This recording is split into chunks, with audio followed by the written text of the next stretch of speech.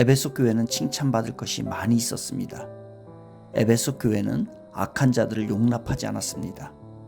그리고 인내함으로써 교회를 지켜나갔습니다. 또한 악한 자들과 싸우기 위해서 부지런히 행동했습니다.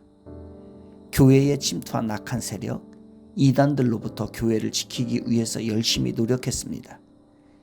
이들은 믿음을 지키고 교회를 지키기 위해서 깨어 있었습니다. 이런 것들에 대해 예수님께서 칭찬을 하고 계십니다. 에베소 교회는 하나님께서 사도 바울을 통하여 애지중지로 세운 교회입니다. 그리고 에베소 교회는 예수님으로부터 많은 칭찬을 받은 교회입니다. 그런데 하나가 문제였습니다. 책망받을 하나가 있었습니다. 이것에 대해 예수님은 화를 내시고 계획적으로 야단을 치십니다. 얼마나 화가 나셨든지 이렇게 말씀하십니다. 내 촛대를 그 자리에서 옮기리라. 촛대를 옮기시겠다는 말은 에베소 교회로부터 예수님이 떠나시겠다는 것입니다. 에베소 교회를 예수님의 교회로 더 이상 인정할 수 없다는 뜻입니다. 그렇다면 에베소 교회의 책망거리는 무엇입니까? 답이 2장 4절에 나와 있습니다. 너의 처음 사랑을 버렸느니라.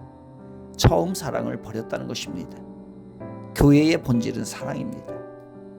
교회는 예수님의 사랑으로 시작하고 예수님의 사랑으로 진행되고 예수님의 사랑이 목적이 되는 곳입니다. 교회는 반드시 사랑이 있어야 합니다. 에베소 교회가 잃어버린 것은 다름 아닌 사랑입니다. 즉 에베소 교회는 교회의 본질을 잃어버렸습니다. 주님은 이 사랑을 잃어버린 것을 신랄하게 비판하셨습니다. 그렇다면 사랑을 잃어버린 교회가 다시 살아날 수 있는 길은 무엇일까요? 그러므로 어디서 떨어졌는지를 생각하고 회개하여 처음 행위를 가지라. 다시 처음 시점으로 돌아가려면 회개라는 관문을 지나야 합니다. 전적인 방향 전환을 의미하는 회개야말로 잃어버린 예수 그리스도에 대한 사랑을 회복하는 결정적인 길이 될 것입니다. 주님의 교회가 가져야 할 가장 중요한 표지는 주님을 향한 사랑입니다. 처음 사랑을 회복한 교회에게 이런 약속을 하십니다. 이기는 그에게는 내가 하나님의 낙원에 있는 생명나무의 열매를 주어 먹게 하리라. 인간이 선악과를 따먹고 맛보게 된 것은 결핍의 문제 혹은 철저한 자원 부족 현상입니다.